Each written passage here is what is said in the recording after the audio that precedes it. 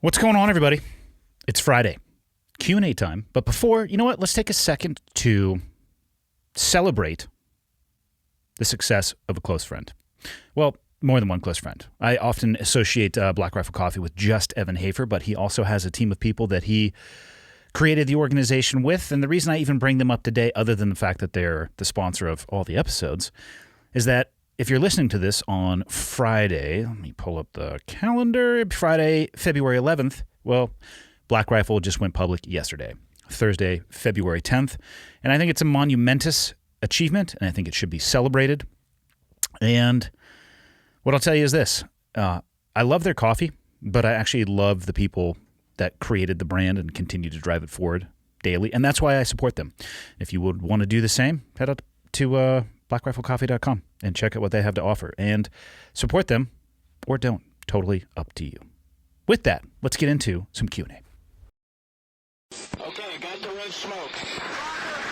Gun run, north and south, west of the smoke, west of the smoke. Okay, copy. West of the smoke. I'm looking at danger close now. Come on with it, baby. Give it to me. I need it. You're cleared hot. Copy, cleared hot. What's going on, everybody? Let's do a quick Q&A before we get into the weekend, which I feel like I need. Anybody ever had a day where you just woke up feeling like a shattered version of yourself? Well, that's me today. So why not answer people's Q&A and hopefully give them a coherent and reasonable response, even though I'm feeling a little bit less than both right now. But here we go. Question number one, I tried to pick a diverse smattering of questions, if you will. And I've kind of been bombarded since recently being on Joe's podcast with Full Auto Friday questions.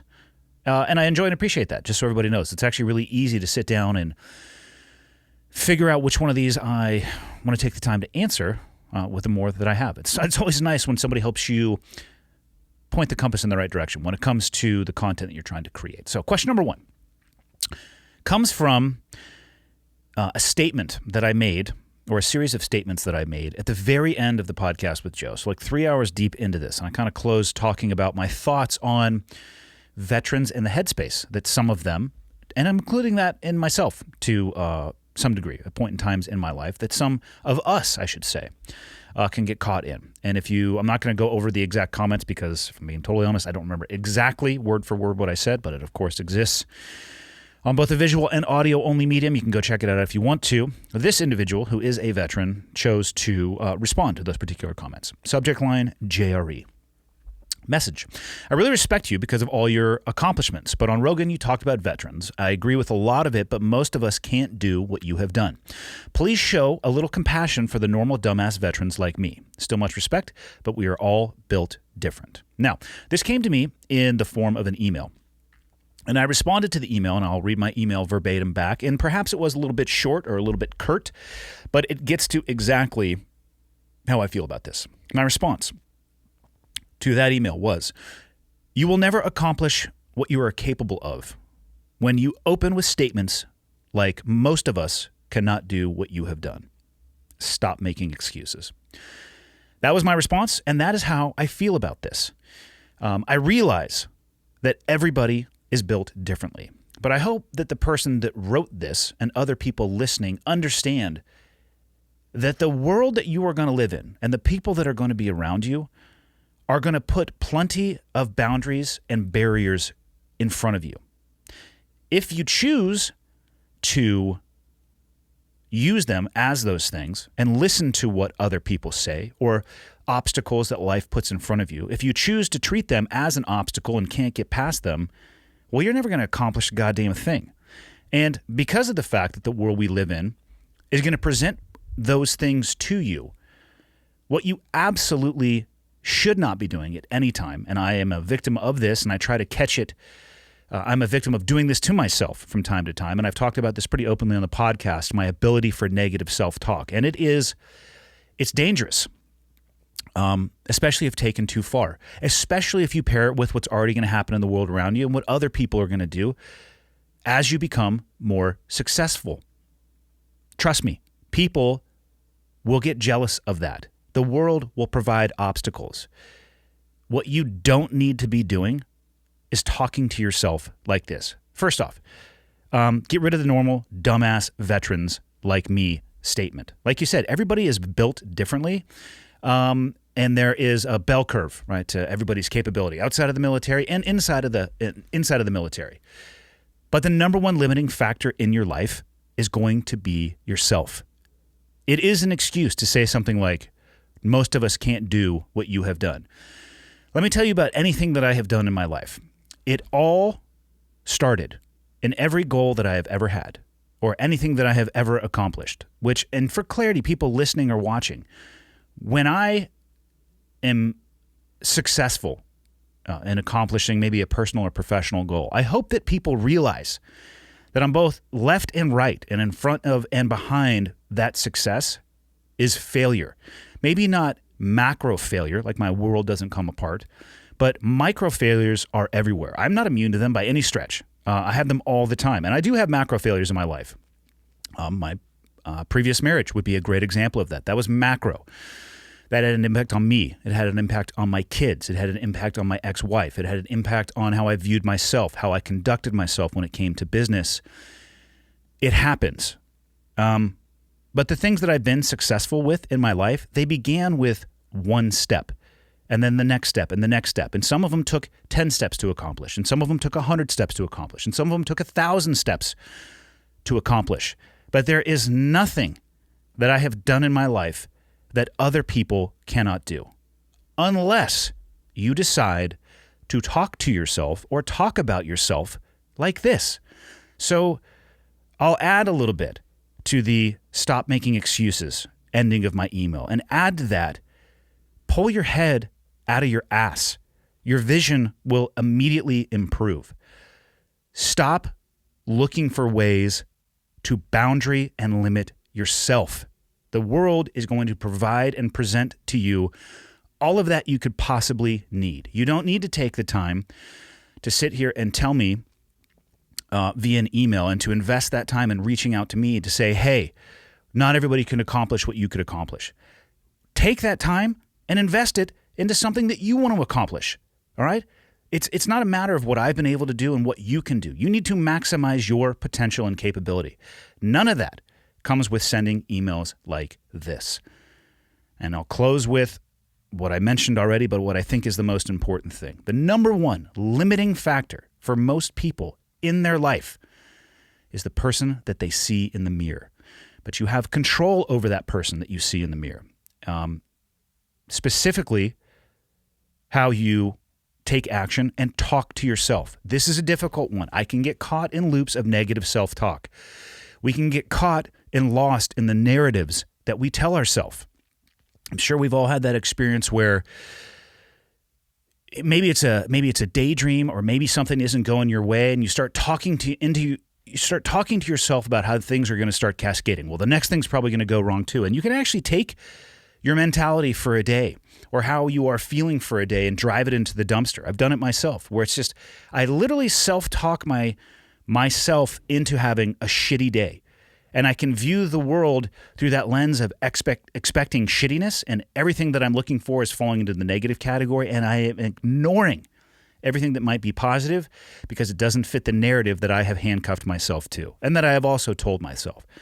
Take control of the one weapon and tool that you have at all times, which is yourself.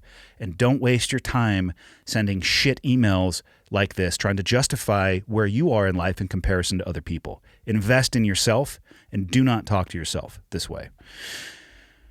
Rant over on that one. Let's see if I can get my computer to work. All right, question 2. After being out of the dating world for some time, I recently started dating again. Congratulations. I have been seeing a really enjoyable woman for about 2 months now. So far, things have been really great. We seem to have a lot in common and enjoy spending time together. Sounds awesome. On one of our first dates, she mentioned that she lost a dear friend and organizes a charity event every year to raise money in her friend's name. When I asked about what happened to her friend, she explained to me that her friend was murdered by a family member. She further mentioned that this event has made her very passionate about gun control. I promptly informed her that I own guns. She asked me if they are locked at my house and if I had any safety classes on them. I answered yes on both counts. She simply said, or she simply replied that she did not want to see or hear anything about them. In the weeks that I have gotten to know her, she has expressed to me several times that she does not desire to see any films or TV that depict firearms, further explaining that these are triggers for her post-traumatic stress resulting from the death of her friend. This all has left with a very strange feeling.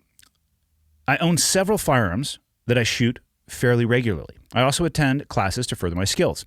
I consider myself mostly a hobbyist shooter. I really enjoy this person's company, and I view her as someone that could be a potential long-term partner. I believe the feeling is very mutual. As this person has expressed several times that firearms are frightening and triggering for her, I am somewhat at a loss for how to explain to her that this is something I really enjoy. This leaves me wondering if this is really the type of person I should be with, or if I should just continue on just not broaching the subject. Any advice or thoughts would be appreciated. Interesting situation, because it sounds like you are intentionally avoiding a conversation that I at least personally think you should have, and I think that you should have it sooner rather than later. One of the ways that you'll be able to determine the capacity to be with each other on a long-term perspective, because you described this woman as a potential long-term partner, would be to explore these subjects. It's not to ignore the subjects where you think there might be a little bit of gradation or grinding, because let me tell you right now, if you add enough time, those things are going to come up. And I'm not saying by any stretch that every conversation with somebody that you're wondering, maybe your long-term partner, needs to be confrontational and exploratory and digging down into the deepest, darkest crevices of their beliefs. But if you can identify something up front that you realize it sounds like maybe perhaps the opposite of who you are, at least on that position and what you believe and want to do, giving time to that is not going to solve the problem. So probably the best way to determine whether or not you would be able to mesh up and be really good long-term partners would be to have the conversation earlier rather than later. And I would try to do it in a non-emotional perspective. I don't know the best way necessarily to have this conversation other than to just be direct and say, I understand, I hear you. I have heard what you have said about your thoughts and reactions to guns themselves and also, film and TV. But I need you to know who I am as a person and what they mean to me. And I would like to have this discussion with the goal of the discussion to figure out whether or not we're going to be able to bridge the gap here. Because if you can't bridge the gap, what I'll tell you is having that conversation now versus 3 years is probably better.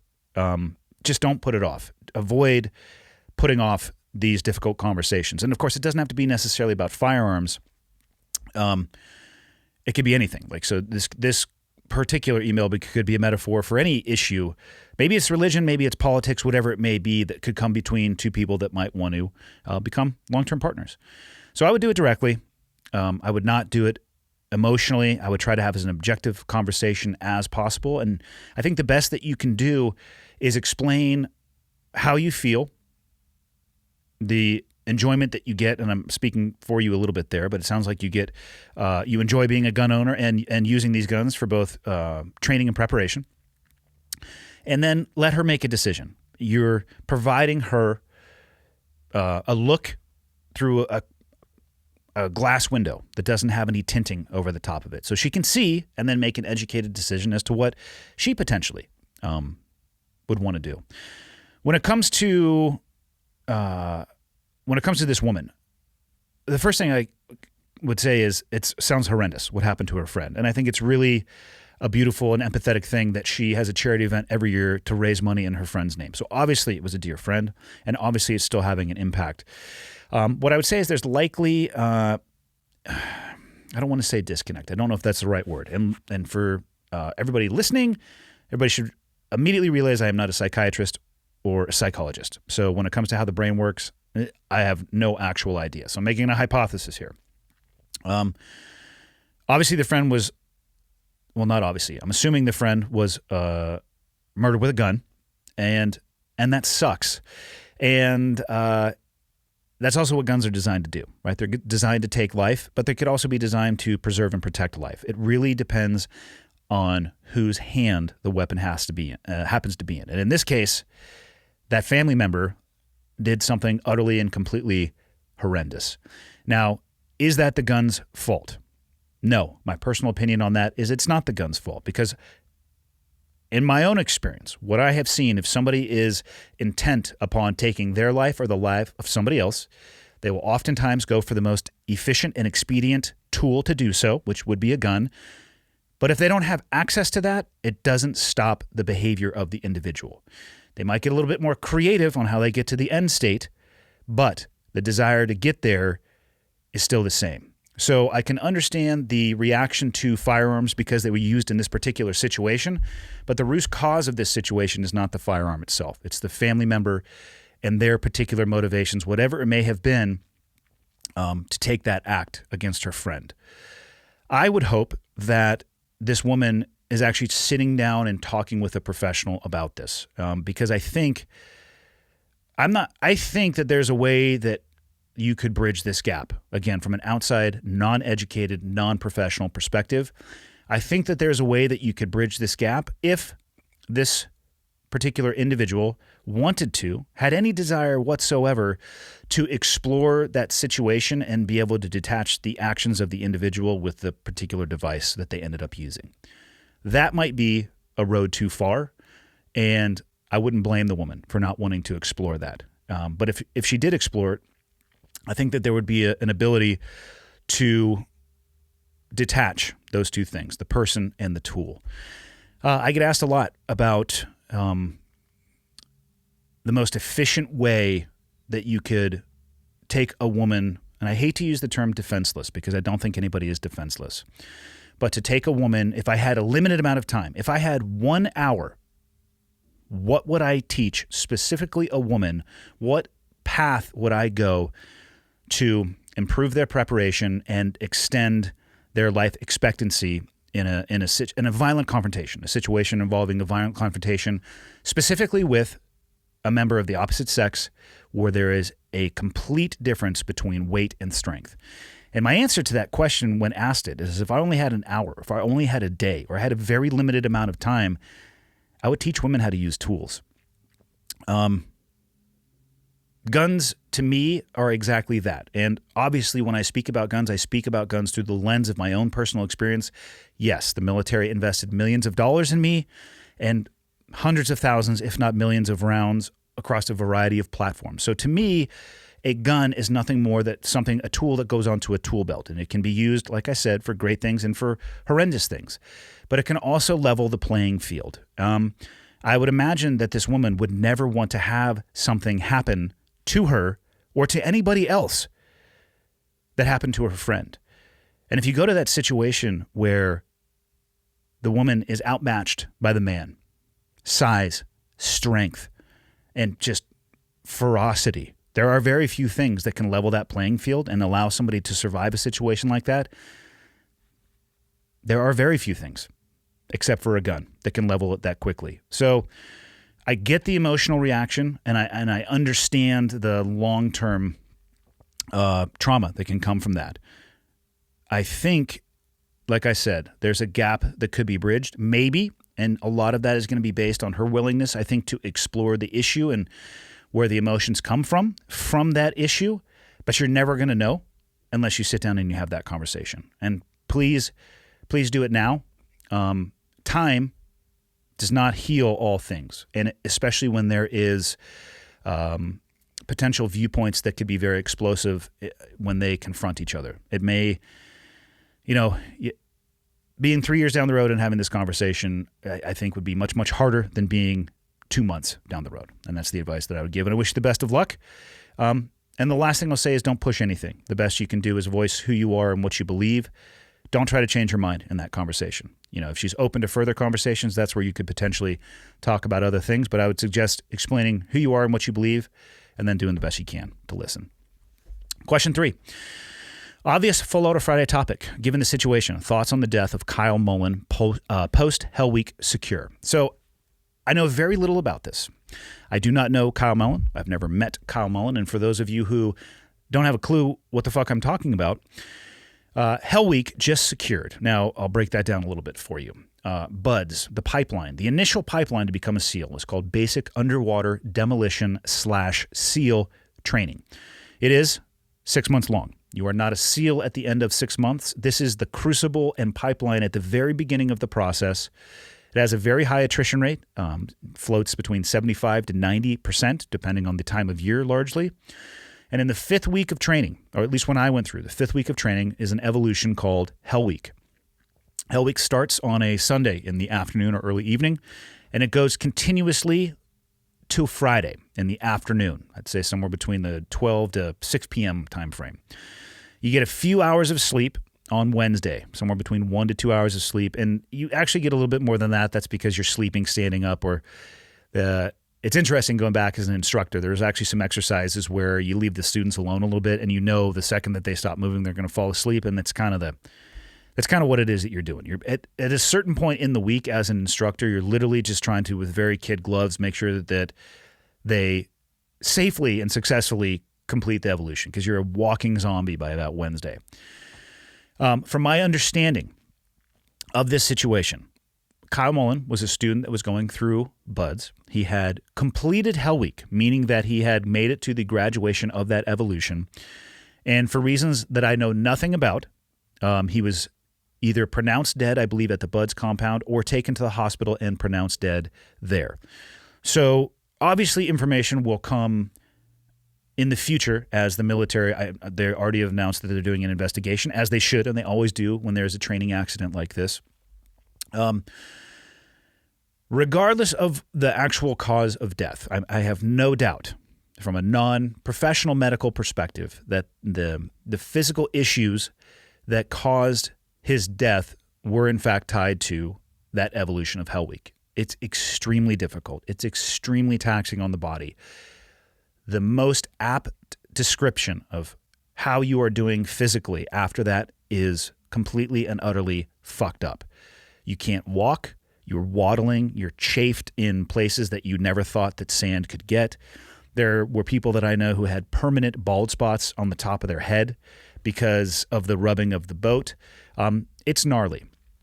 So I think the bigger question is here, deaths in training. Thoughts on deaths in training, because I can't speak directly to this individual. I can't speak directly to what happened to him, but I can speak to the fact that people have died previously in BUDS before Kyle, and they will die afterwards.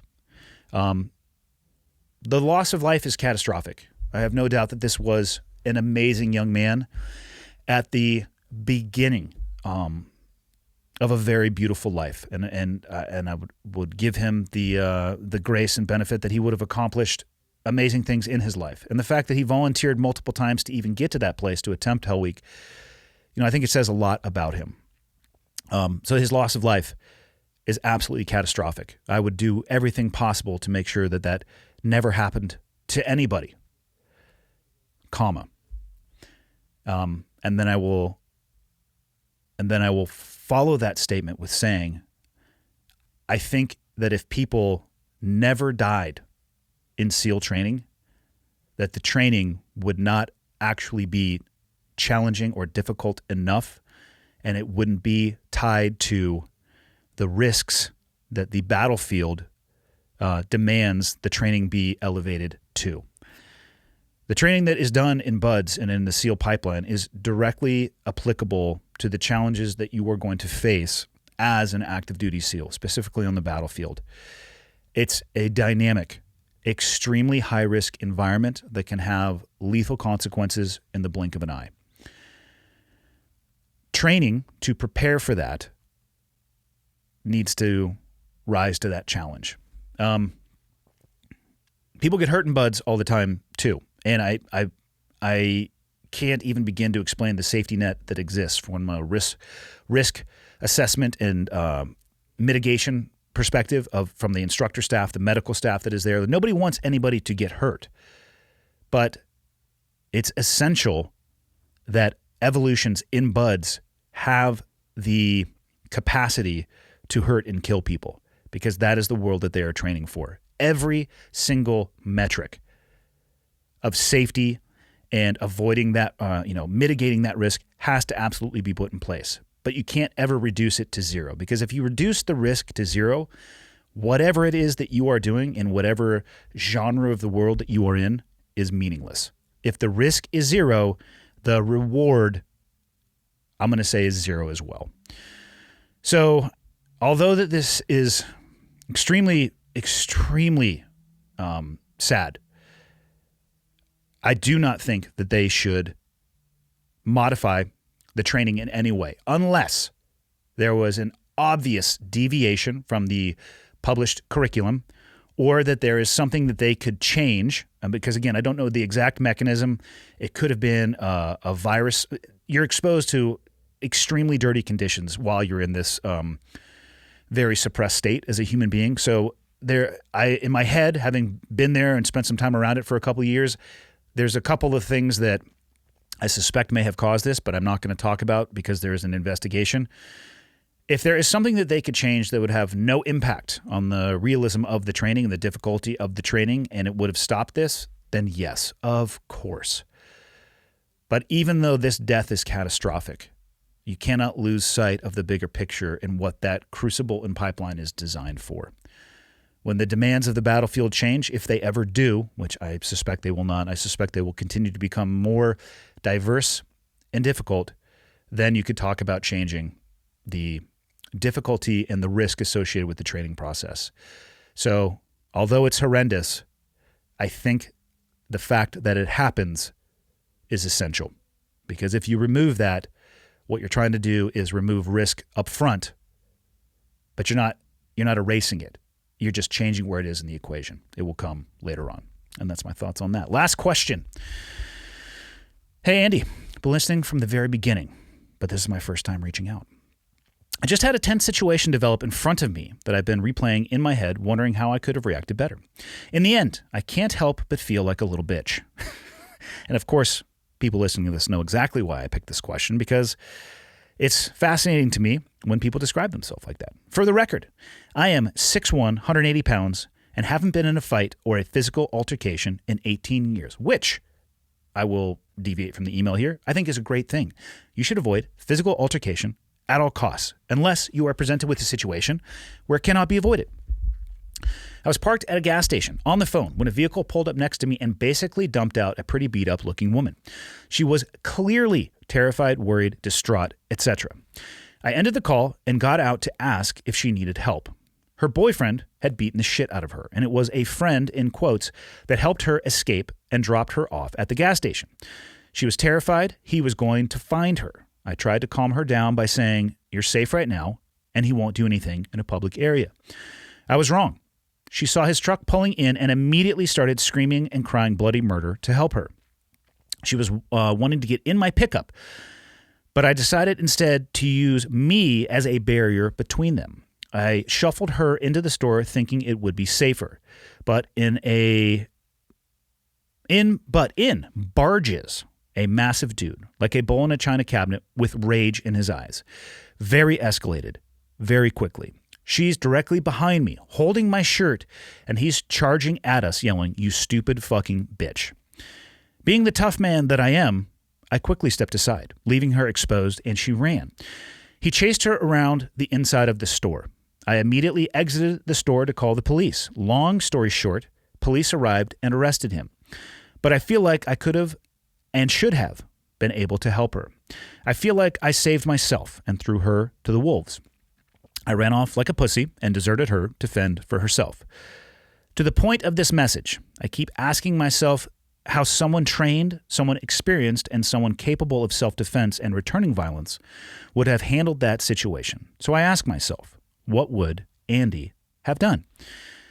Interesting question, interesting situation. Well, I'm not going to call it interesting. Shitty situation. And these ones are tough for me because it's a little bit like Monday morning quarterbacking. And they're all hypothetical. Reading this right now in the safety of my podcast studio is one thing. Being put into the situation that you were in is completely different. And I would like to think that what I'm about to tell you my actions would be exactly like they are in real life if I was presented with this situation. But I'm a human too, and I have my ups and downs. But my answer to the question is the standard that I try to hold myself to. But I'm an imperfect human being, so take it with a grain. So you're 6'1", 180, about a little bit taller than the average human, and about the average male, and actually right around average weight for a male. Like you said, you haven't been in a physical altercation for 18 years. I think that's awesome. Avoid it at all costs. And just for people listening, there are people who train all the time with weapons. There's people who train all the time in martial arts with the desire of becoming really physically capable in using violence. But in my experience, those people who train the hardest in it are the ones who avoid it the most. So you could train for 18 years, and I hope that everybody who is training trains for 18 years and not end up in a physical altercation. That should be the goal, right? The goal is not to actually go out to use it. You're looking for reasons not to, but if you're put into a situation where you do, boom, you got tools on the tool belt. Man, being on a call and kind of getting shotgun with this, and this kind of gets dumped in your lap. The first thing I'll say is this: I'm really glad, and it makes me feel better about the human race that you did the right thing and actually had the desire to help, because there are a lot of people out there who would have either continued their call and ignored it or left. And you made neither of those choices. You ended the call, and at the very least, you knew that you, as a person, needed to do something to help. The safe right now, he won't do anything in a public area philosophy is a good academic approach to things like this. Go look at the amount of violence that does occur in public areas, and it might change your perspective on wanting to use this as an explanation or as a safety phrase for somebody. There's a lot of violence that occurs in public areas, and if you get somebody who is motivated enough or deranged enough via who either they are or chemicals or alcohol, it's not going to matter if it's public or private. So don't think just because you're in public that you would not want to do something like that in an area like that others would follow along in the same way. Going inside of the store versus putting her in your car. There's pros and cons to both. If you had allowed her to get into your car, I think that would have guaranteed some type of escalation between you and this individual, because let's say you had gotten into the car and locked the doors. That's going to be an issue of this person probably, trying to get into the car, trying to gain access to her, and then you're going to be directly forced into likely a confrontation. Taking her into the store, options, there's probably going to be more people in the store. There's going to be at least somebody who is working there. So now you're at least doubling the number of people who would hopefully want to do something to protect somebody like this. Also the number of eyes, and probably also the number of video cameras that could record an incident in case this goes to a legal perspective. You're managing your space and available options a little bit better as well, because you get into the car, you can either stay or you can drive off. And we could go down this branch diagram of what that could look like. You go into the store, and at least you have a little bit more maneuverability. You're not locked into a fixed place. She could go into a bathroom and lock herself in. There could be multiple people that would be in this store that would get in between this woman and the individual that you're describing who came barging in. So pros and cons to both. There's options to both, and I don't think there's a right or a wrong. I'm just kind of thinking through this in real time. As far as the individual who comes barging in and you made the decision to step aside and what you described as save yourself. I'm not going to say that you decided to save yourself. What you did is you likely avoided a violent confrontation, but you didn't stop with your desire to help. So you at least got on the horn with the police, and they obviously ended up coming and arresting this person.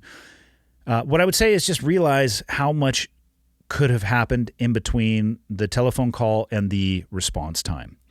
And it sounds like this woman had already had the shit beaten out of her once. The likelihood of her being able to hold this person off again for a second time would be questionable at best. So if I put myself into a hypothetical situation where I'm in a gas station, and let's say I'm at the back of the gas station inside of the store, and there's usually the drink coolers that are there, and it's me and a woman who is behind me, and I have a clear view of the open door in front of me. And the distance in between myself and this individual that is barging in. For one, I don't really worry too much about size, unless we're talking about a 7-foot tall, 300-pound, chiseled in muscle individual. Most size on most Americans is very sloppy. And that is actually a huge negative to those individuals. And I would prefer that they were actually coming into this with an elevated emotional state and hopefully an elevated heart rate, because I can turn that weight and excess cushioning against them, if you will. For me, in a situation like this, there is a line in the sand that you need to draw. And having been in not a situation like this, but a few situations like this before, for me, I am very clear on what my go, no-go criteria is. And that could be a behavior of an individual, or that could be them crossing a physical threshold in my mind, a covering or closing the distance to a point where I need to make the decision to move first before I am playing reactionary basketball. And that is, for me, and I think for everybody in situations like this, critical. In a situation like this, for one, I'm carrying a tool with me at almost all times. And depending on how this individual behaved, let's say they came into the gas station with something in their hand. And you could, leave the conversation to what that may potentially be. But let's say something in their hand, into the grocery store, verbalizing the desire, intent to do harm and damage to somebody else. And I consider that item in their hand to rise to the level of being able to impart lethal consequences. I would, in my mind, draw a line in the sand, and by that I mean a threshold with which they were to cross with a combination of body language and behavior that I would access my tool. My personal criteria for when it comes to actually clearing leather on a holster and pointing a gun at somebody. In my opinion, you should absolutely never do that, only hoping that it's going to be a deterrent. My line in the sand, for me, and only me when it comes to things like this, is that if you cross that line with the intent to do harm to me or to somebody else, and I have realized, or I have in my mind put this escalation of force to a place where I'm going to escalate to a tool, if it comes out of the holster, I'm going to use it. And I'm going to use it until the threat is no longer a threat. Because people will say, well, how many times would you shoot and what should you do? You address a threat until it's no longer a threat. That is me and only me, and I'm just describing my thought process. I know exactly where those lines in the sand are for me, and by that I'm talking again about the distance that I'm willing to accept that threat before I take action. Now, before I went to a gun, would I verbally try to de-escalate? Yes, I would. Would I be saying, hey man, you need to stay back? Absolutely. I'm going to take every verbal option I can to try to de-escalate the situation. And if that individual wants to blast through those boundaries and barriers with a desire to do lethal force or to take lethal action, it's going to be the last fucking thing they ever do on the face of the planet. Now, let's take the tool out of their hands. And not that somebody without a gun, or I'm sorry, not somebody without something in their hands is not a lethal threat. Because again, I'm only talking about myself. I'm not some like Steven Seagal master that can just flip people on their backs all the time. But I also feel comfortable in a physical altercation with just hands. So there could be a point in time, though, where a physical altercation does turn to the point where you need a tool. I'm not even going to address that. Let's just talk about it. If you don't think it rises to that occasion, almost nothing changes. Verbal de-escalation. Knowing how close you are going to let that individual get to you before actually taking action. And that distance is so critical because if you are going to be involved in violence, specifically in this situation where you were trying to protect yourself and somebody else, and somebody is barreling at you and they're obviously emotionally involved in what's going on. For me, I'm not going to give any advice to anybody. For me, it is critical that I move first. I am not going to let somebody determine the outcome by them all of a sudden bum rushing me and I'm playing a reactionary game. So I determine where it is that if an individual crosses that we are going to be escalating this, and then if they do so, I move first, and I move with the intent of, I was going to say winning, but I don't think anybody actually wins in a situation like this. I move with the intent of ending the event. I'm not talking about killing somebody. I am talking about completely and utterly physically dominating and controlling that individual. And at the point that you start engaging with somebody like this, they could be sitting there begging you to stop, right? Like Hickson Gracie had an amazing quote. And he's like, if we're fighting for money and you tap, I'm going to let you go. If we're fighting for real and you tap, I'm going to let you go if I want to or when I am done. And now I completely and utterly murdered that quote, but it's very similar to that. That's exactly how I feel about it as well. I don't care if they change their mind once we start. I am going to get it into a position where I am in complete and total control. And as soon as that happens, then my perspective would go immediately back to get a hold of the cops, get a hold of the police, escalate this to a higher level of authority because I'm not a law enforcement officer. I'm just trying to impact the moment that I am in and change the moment that I am in. And then I need to hand it immediately back to those who are actually tasked and empowered to do so. So those are the two branch diagram positions that I would have taken based off of what that individual had in their hand. The line in the sand would have largely been the same. I would not have left. I would not have left. I would have stayed in between the two. But that's just me, and that's only me. That's not advice that I'm giving other people. But what I would say, and the advice I would give to people is, if you're not training for a situation like this, and if you're not physically capable to at least protect yourself, and then a layer on top of that to be able to protect somebody else, I would say you're a liability instead of an asset to yourself and to the world around you. So perhaps change that. That's what I would do, hopefully. And that's it for this Friday. See you on Monday.